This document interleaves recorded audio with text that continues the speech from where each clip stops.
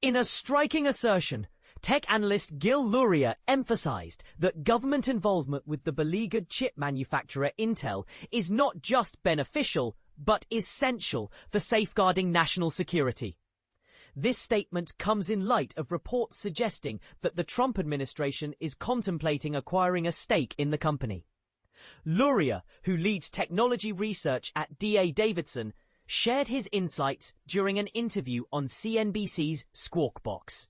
He acknowledged the capitalist ethos that typically discourages government ownership of private enterprises, stating, "We don't want government to intervene and own private enterprise, but this is national security." Recent news from Bloomberg indicated that the Trump administration is indeed exploring the possibility of the US government taking a financial interest in Intel. This revelation had an immediate positive impact on Intel stock, which surged nearly 3% on Friday, culminating in a remarkable 23% increase over the week. Despite the buzz, Intel has chosen not to comment on these developments. Luria argued that such a government intervention is crucial not only for revitalizing Intel, but also for diminishing the nation's dependence on foreign manufacturers, like Samsung and Taiwan Semiconductor Manufacturing Co., TSMC, for chip production.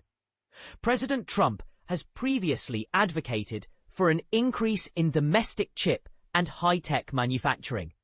However, the specifics of how the White House might implement this intervention remain uncertain. Bloomberg reported that discussions have taken place regarding the potential use of funds from the CHIPS Act, which aims to bolster the semiconductor industry in the US. Intel has already received $7.9 billion from the Department of Commerce through this act, along with an additional $3 billion allocated for the Pentagon's Secure Enclave program. Luria pointed out that Intel has had numerous opportunities over the years to correct its course, but has consistently fallen short. So we need to intervene, he asserted. He further suggested that if the government is going to provide Intel with competitive advantages, it would likely seek a stake in the business as part of the deal.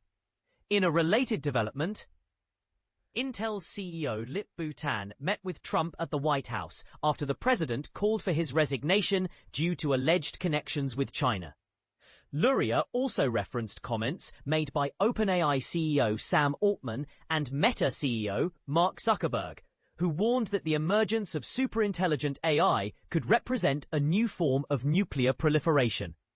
This, he argued, underscores the necessity for direct government intervention in the tech sector. We can't rely on somebody else making shell casings for our nuclear arsenal, Luria stated emphatically.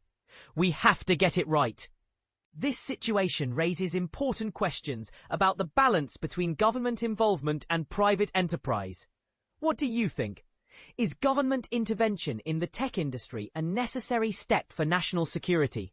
Or does it risk undermining the principles of capitalism? Share your thoughts in the comments.